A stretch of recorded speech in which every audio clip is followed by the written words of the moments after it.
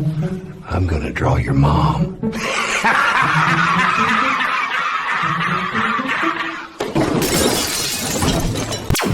to the motherfucking lady. We're covering today's top boxing news. Okay, we'll start with this. It would seem a fighter that we haven't heard from in a while. Unbeaten Laura Grzyb of Poland is set to be returning to action after over a year's hiatus from the sport of boxing, dabbling in mixed martial arts. She's supposed to be fighting for an IBO world title opposite the ring South Africa's own Simamkele Tuntsheni, also unbeaten. Simamkele, Laura Grzyb sports a professional record of 11 wins with no losses and no draws, 3 knockouts. She traditionally campaigns at or around 122 pounds, though having not fought since the fall of 2024, it's conceivable that she may come back at a higher weight. Simamkele sports a professional record of 8 wins with no losses and no draws, 3 knockouts. Simamkele, she also normally fights at 122 pounds, last in action in August of last year opposite the ring Kaylee Stewart,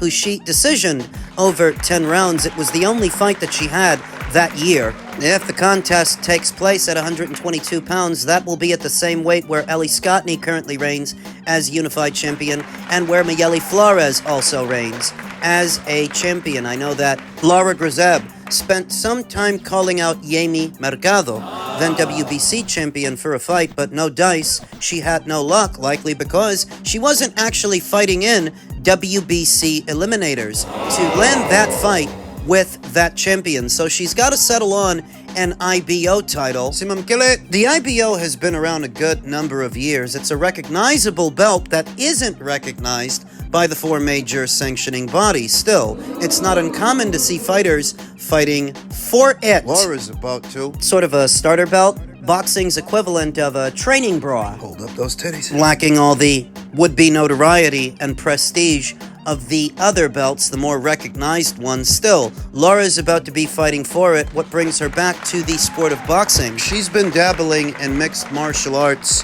for the last year or so after things in boxing sort of dried up. This is going to be a knockout boxing night promotion, a well-to-do promotional outfit in Poland. Laura's boxed under that banner before, so very soon she will be boxing under that banner again in a little over a month's time. The fight is set to go down March 15th. If you haven't seen Laura in action, she's best described as an athletic finesse fighter, a boxer, a mover, not an artillery fighter, not big on power, instead big on finesse and feints, movement, economic with her output, defense. A boxer whose fights are always likely to go to a decision. 30 years old. Been tracking this fighter's career for a good number of years now, all the way back when she used to fight under the Timex Promotions banner, alongside then-champion Eva Brudnicka. Almost looks like Mila Kunis with fuller lips. Yeah, except that Mila Kunis, the actress, is Ukrainian, and Laura is from Poland. Their strong immigration policies, not whoring themselves to every refugee with a sob story and allowing them amnesty, nor should they. I am a big fan of Poland's nationalism and border policies. Big fan of Laura Grzyb. You have to wonder if she's still sharp and she's still going to have it well over a year out from her last boxing match, all the way back there in October of 2024. And in 2024, that was the only fight that she had coming back to it. She's gonna be rusty. Even if she has been keeping busy in a different combat discipline, a different combat sport, coming back to boxing will take some getting used to. Set to return to action March 15th, and we'll talk more about it as the fight date approaches. In men's super lightweight news, veteran promoter Bob Arum says it's hard to pick against Shakur until somebody shows they can outsmart him. Rehabilitation from his recent knee surgery will prohibit Bob Arum from taking his usual ringside seat Saturday night, either at MSG or Coliseo de Puerto Rico. The 94-year-old promoter is nonetheless looking forward to watching the Teofimo Lopez versus Shakur Stevenson and Xander Zayas versus Abbas Farouk fights from the comfort of his Beverly Hills home. Lopez will defend his ring and WBO junior welterweight titles against a Stevenson Rodriguez. You know, because he's part Puerto Rican. I felt Puerto Rican. Arum's company, Top Rank Inc., helped build Lopez and Stevenson into two of the best boxers in the sport. As they often have with many boxers over the years, Top Rank promoted Stevenson's first 22 professional bouts, but they no longer work together. Top Rank remains Lopez's promoter of record, but Arum isn't sure Lopez, or anyone for that matter, is up to the task of defeating the highly skilled, intelligent Stevenson at the moment. I felt Puerto Rican. It's a terrific fight that can go either way. I think until somebody shows that they're gonna outsmart Shakur in the ring, it's hard to pick against him. Teofimo has to be able to outsmart him and outbox him, and not just rely on his physical strength. On his best night, he can do that. That's the phrase you have to remember. It's not always his best night. Stevenson, ranked 7th on the ring's pound-for-pound list, is a 3-1 favorite, according to DraftKings, to dethrone Lopez and become a champion in a 4th division. Lopez, however, has performed at his best when he faced his two most accomplished opponents in Vasyl Lomachenko and Tosh Taylor. Lopez won unanimous decisions over Lomachenko in October of 2020 and Taylor in June of 2023. The Brooklyn native, respectively, became a unified lightweight champion and the Ring Magazine WBO 140-pound champion by winning those two 12-round bouts. Like Stevenson, Ukraine's Lomachenko and Scotland's Taylor fought from southpaw stances. They both retired last year. The version of Lopez that beat Lomachenko and Taylor is the one Bob Arum anticipates watching in a fascinating fight. Available to non-DAZN subscribers on pay-per-view for $69.99 in the United States, £24 in the United Kingdom, and to subscribers of DAZN's Ultimate Monthly Plan, $44.99 in the US, and £24 in the UK. I think you're gonna see the best Teofimo available. Well-trained, at the top of his game. Whether that's enough to beat Shakur, we'll have to see. Whether or not Lopez can coerce the disciplined Stevenson, one of boxing's best defensive fighters, out of his game plan will be one of the foremost factors in the outcome. Like a Puerto Rican in his hair. Stevenson abandoned defense at times in his last bout, an entertaining 12-round unanimous points victory over aggressive Mexican southpaw William Zepeda in nearby Queens, New York. The 2016 Olympic silver medalist from Newark, New Jersey, has stated that he won't fight that recklessly again, which figures to leave Lopez and Stevenson to engage in an elite-level chess match. That's what I expect when they mention that Shakur Stevenson at times abandoned defense in his last fight with William Zepeda. Well, that wasn't all up to Shakur Stevenson. Some of that had to do with William Zepeda, whose work rate is such that he's going to force you to respond. He is going to throw so much out there, he's going to force you to fight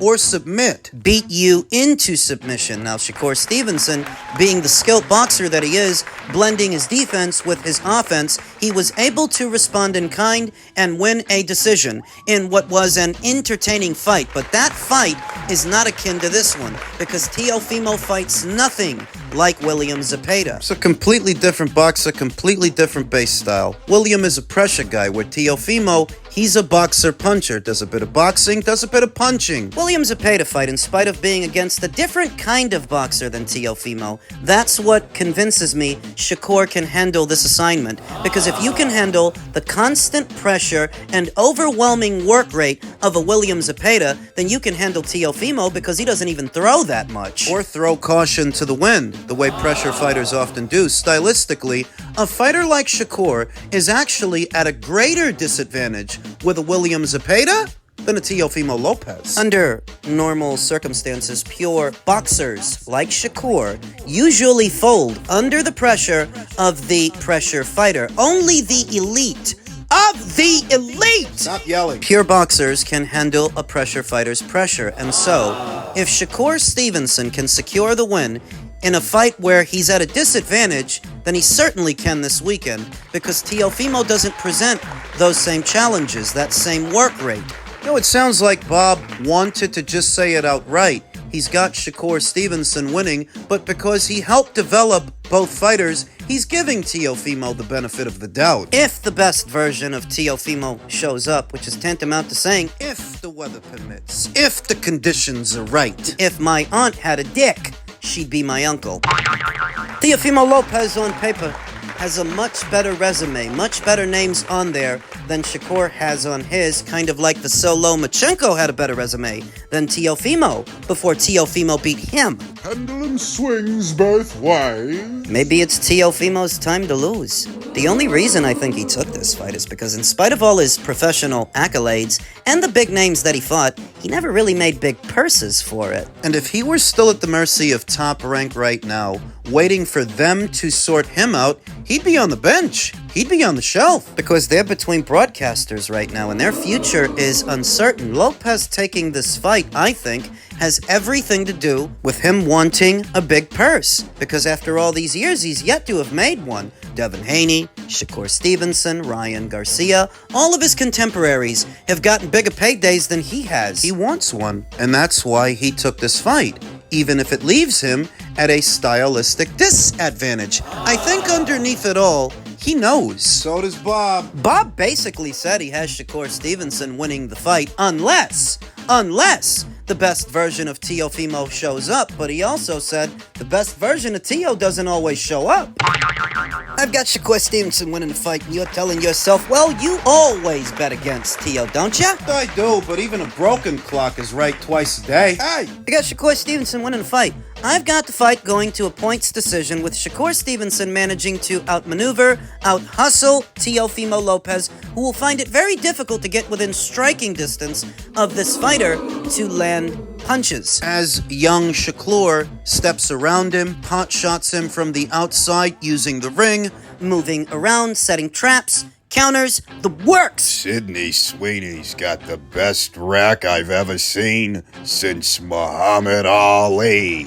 In men's heavyweight news, Deontay Wilder's ex, Telli Swift, has taken to her social media with what appears to be a sex tape, presumably when they were an item since they're not anymore. So many other instances we see where a woman's only agency seems to be what she does with her vulva. I don't even know what this woman is famous for, aside from being Wilder's girlfriend, now Wilder's ex, mother of his children. She fallen on hard times that she's now willing to publish intimate footage of them in action. Needs money? Don't they always? Wilder has since moved on. I saw he's got a new significant other. I also noticed that Telli Swift, since the breakup, has lost a noticeable amount of weight. Don't they always? Get in a relationship, get in a commitment. They expand like an inflatable bed. So that as soon as you break up, the first thing they do is hit the treadmill, hit the elliptical. Why couldn't you do that in a relationship? So has Telli Swift fallen on hard times that she's now auctioning off a sex tape of her and Wilder when they were an item? Or is there something else going on here? Because you will notice that Telli says the OnlyFans link is in her bio, except the link doesn't lead you to an OnlyFans account. Well, how would you know unless you clicked it? Yeah, I clicked it, so fucking what? It was for research purposes. And the link she posted, it doesn't lead you to an OnlyFans account like she says. It leads you to an unlocked account, which is sort of similar to OnlyFans. You have to pay to see. Pay-per-view, but with porn. Popular among scammers looking for a quick grift, because by the time you kick out the cash to see, You've already been scammed. you kick out the money to see whatever it is they're showing. They get the money, and by the time you realize, it's not even them. You've already been scammed. Simple question. Why would she say the OnlyFans bio is in the link if it's not an OnlyFans link? It's an unlocked account. The image, so obviously blurred. I so obviously can't play the video for you guys here. That could be any two people bumping uglies in that video. It doesn't have to be them, and by the time you realize that, you kicked out your money, you got scammed, and they make off like bandits. It's entirely possible that Telli Swift's Instagram account has been hacked. It's possible, but I'm not going to pay to find out. It's just as possible that Telli Swift, now broken away from Deontay Wilder, has fallen on hard times, and like so many other women, all she can do is strip for the camera. Sell smut, sell skin. The advent of user sites like OnlyFans, Fansly, Unlocked has led Every broad with a halfway decent body, big butt, that turn into their own little porn star. Pretty much. I mean, there's definitely an uptick in sex workers now, since so many of these women can now go into business for themselves. That Telli Swift auctioning off a sex tape of her and Wilder when they were an item is not outside the realm of possibility in this digital era. Nothing would surprise me. I believe it was in June of 2024, close to 2 years ago, when Telli filed a restraining order against Deontay, citing domestic abuse, saying that the boxer had physically assaulted her, including choking her, things of that nature. Another interesting tidbit is that right around the time Deontay Wilder starts losing his fights and his career starts spiraling out of control, that's when Telli Swift finally decided to bail to press charges against him, and the legal battle has been ongoing ever since. What else is interesting, though, is that they were never married. She was only his fiancée, not his wife. So I wonder how much of anything that entitles her to. Perhaps nothing. Well, she filed a restraining order against the guy. What makes you think that she's after money? Well, the restraining order and the legal battle can all be a leverage tactic to siphon money out of Wilder. You give me what I want, I make all of this go away, and we go our separate ways. Athletes like Wilder, Happens all the time. are often victims of a shakedown, trusting women like Telli Swift too much. These athletes would like to believe that these kinds of women hang around them for their charm and their personality, their budding good looks, when in reality, this is just as much a racket as extortion is to the mafia. This is just a different kind of extortion. So driven by their ambition and greed, a lot of these broads don't mind kicking out a couple of kids to really tie the guy down, because once they do, they're really in his wallet. So this could be a shakedown. Just as easily as it could be another case of a boxer who doesn't know how to keep their hands to themselves. Nothing would surprise me. The most news that Wilder's been making up until this point is in reference to a Derek Chisora fight set to go down in the spring in the United Kingdom. What Wilder hopes will be a segue to an Alexander Usyk showdown later on in the year. Personally, I don't think Wilder's going to make it there, because if he does fight Derek, I think Derek's going to do to Wilder what Joseph Parker did to Wilder. He's gonna bully him. In any event, Wilder is back in the headlines, albeit not for his boxing career. Did Telli Swift really post a sex tape of them in action, or is this somebody else? Somebody who hacked her account? There's only one way to find out, and I'm not paying the cover charge.